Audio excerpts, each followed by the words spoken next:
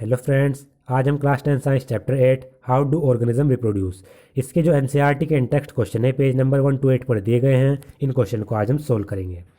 Question number first, what is the importance of DNA कॉपिंग in reproduction. Reproduction में जो DNA copy होता है यानी डीएनए का डुप्लीकेशन कह सकते हैं या डीएनए की जो कॉपी बनती है उसकी क्या इंपॉर्टेंस है। DNA deoxyribonucleic acid is the genetic material found in the chromosome which are present in the nucleus of a cell। DNA जिसकी डेफिनेशन डीऑक्सी राइबोन्यूक्लिक एसिड यानी फुल फॉर्म। तो DNA जेनेटिक मटेरियल होता है जो chromosome में पाया जाता है और जो क्रोमोसोम्स होते हैं वो सेल के न्यूक्लियस में प्रेजेंट होते हैं। The DNA is the information site for making protein and each specific type of protein leads to a specific type of body design। और जो डीएनए होता है वो इन्फॉर्मेशन साइट होती है यानी डीएनए में प्रोटीन को बनाने के लिए जो इन्फॉर्मेशन होती है वो डीएनए के अंदर मौजूद होती है और हर एक पर्टिकुलर टाइप का जो प्रोटीन होता है वो एक पर्टिकुलर टाइप के बॉडी डिज़ाइन को बनाने में हेल्प करता है। Thus, it is the DNA molecule that determine the body design of an individual। तो जो DNA मॉलिक्यूल होता है वो किसी भी इंडिविजुअल किसी भी पर्सन का जो बॉडी डिज़ाइन होगा उसकी बॉडी किस तरीके की होगी उसको DNA मॉलिक्यूल डिटरमाइन करता है, वो DNA पर डिपेंड करती है। Therefore, it can be concluded that it is the DNA that get transferred from parent to the offspring and makes them look similar। तो यहाँ से ये हम कह सकते हैं कि जो DNA होता है वो पेरेंट से ऑफस्प्रिंग में यानी माता पिता से बच्चों में ट्रांसफ़र होते हैं और उनको उनके जो लुक हैं उनको कहीं हद तक सिमिलर कर देते हैं। आपने देखा होगा जो बच्चे होते हैं उनकी जो कुछ कैरेक्टरिस्टिक होती हैं, कुछ आदतें होती हैं और कुछ लुक होता है वो माता पिता के जैसा होता है, वो डीएनए के कारण ही होता है। बाकी उनमें चेंज क्यों आता है?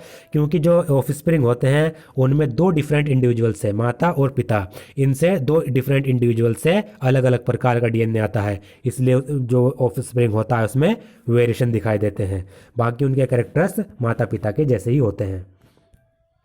Question 2, why is the variation beneficial to the species but not necessarily for the individual. जो वेरिएशंस होते हैं, बदलाव होते हैं, वो किसी एक पर्टिकुलर स्पीसीज जिसमें बहुत सारे ऑर्गेनिज्म आते होंगे, किसी एक पर्टिकुलर स्पीसीज के लिए तो वो बेनिफिशियल होता है, लेकिन एक अकेला अगर इंडिविजुअल है, कोई एक अकेला ऑर्गेनिज्म है, उसके लिए वो वेरिएशन बेनिफिशियल नहीं होता। तो इसका कारण हमें बताना है। Variations are beneficial to the species than individual because sometime for a species the environmental condition change so drastically that their survival become difficult। जो वेरिएशंस होते हैं वो एक पर्टिकुलर स्पीसीज जिसमें बहुत सारे ऑर्गेनिज्म आते हैं, बहुत सारी वैरायटीज़ आती हैं, तो जो वेरिएशंस होते हैं, बदलाव होते हैं या चेंजेस होते हैं, वो स्पीसीज़ के लिए तो फ़ायदेमंद होते हैं लेकिन एक अकेले इंडिविजुअल के लिए वो फ़ायदेमंद नहीं होते हैं। क्योंकि ऐसा इसलिए होता है, कभी कभी जो एनवायरमेंटल कंडीशन है वो इतनी ज़्यादा तेज़ी से चेंज होती हैं कि जो स्पीसीज़ हैं उनका सर्वाइवल डिफ़िकल्ट हो जाता है। यानी एनवायरमेंटल कंडीशन चेंज होगी ड्रेस्टिकली, बहुत ज़्यादा तेज़ी से डैमेजिंग चेंज होगी जिससे एक पर्टिकुलर टाइप की स्पीसीज़ का जो सर्वाइवल है वो डिफ़िकल्ट हो जाएगा। एग्जाम्पल के तौर पर, if the temperature of water increases suddenly then most of the bacteria living in that water would die. अगर जो किसी एक वाटर है या फिर हम कहें कोई वाटर की बॉडी है, उस वाटर की बॉडी का जो टेम्परेचर है वो एकदम से बहुत ज़्यादा इंक्रीज़ हो जाए तो ज़्यादातर जो बैक्टीरिया उस वाटर की बॉडी में रहते हैं वो मर जाएंगे, क्योंकि वाटर का जो टेम्परेचर है वो एकदम से इंक्रीज़ हुआ है। Only few variant that are resistant to heat would be able to survive. और उन बैक्टीरिया में कुछ ऐसे वेरिएंट्स होंगे, कुछ ऐसे वेरिएंट बैक्टीरिया होंगे जो हीट के अगेंस्ट रेजिस्टेंस शो करते हैं, तो जो वो हीट के अगेंस्ट रेजिस्टेंस शो कर देंगे और वो सर्वाइव कर जाएंगे, और ऐसे बैक्टीरिया जो हीट के अगेंस्ट सर्वाइव रेजिस्टेंस शो नहीं करते वो मर जाएंगे। However if these variants were not there then the entire species of bacteria would have been destroyed.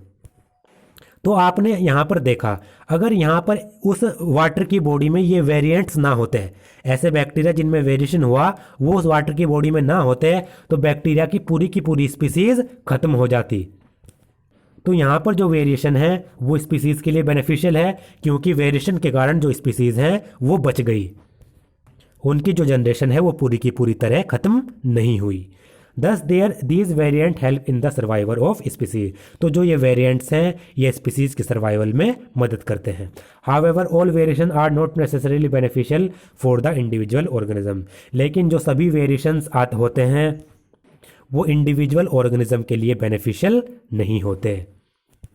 जैसे मान लीजिए ये वाले बैक्टीरिया हैं इकट्ठे, उस स्पीसीज के ये वाले बैक्टीरिया हैं जो रेजिस्टेंस शो कर रहे हैं हीट के अगेंस्ट, यानी ये वेरिएंट बैक्टीरिया हैं सारे के सारे, ये बच गए। तो इस स्पीसीज के लिए, इस पूरी की पूरी स्पीसीज के लिए अगर हम कहें तो वेरिएशन लाभकारी है, फायदेमंद है, यानी बेनिफिशियल है। अगर इस स्पीसीज में से, इन वेरिएंट्स में से एक अकेला बैक्टीरिया ले लें तो जो ये वेरिएशन है ये ज़रूरी नहीं इस अकेले बैक्टीरिया के लिए लाभकारी हो। पूरी स्पीसीज के लिए तो लाभकारी हैं, अकेले के लिए लाभकारी हो भी सकते हैं, बेनिफिशियल हो भी सकते हैं, नहीं भी हो सकते।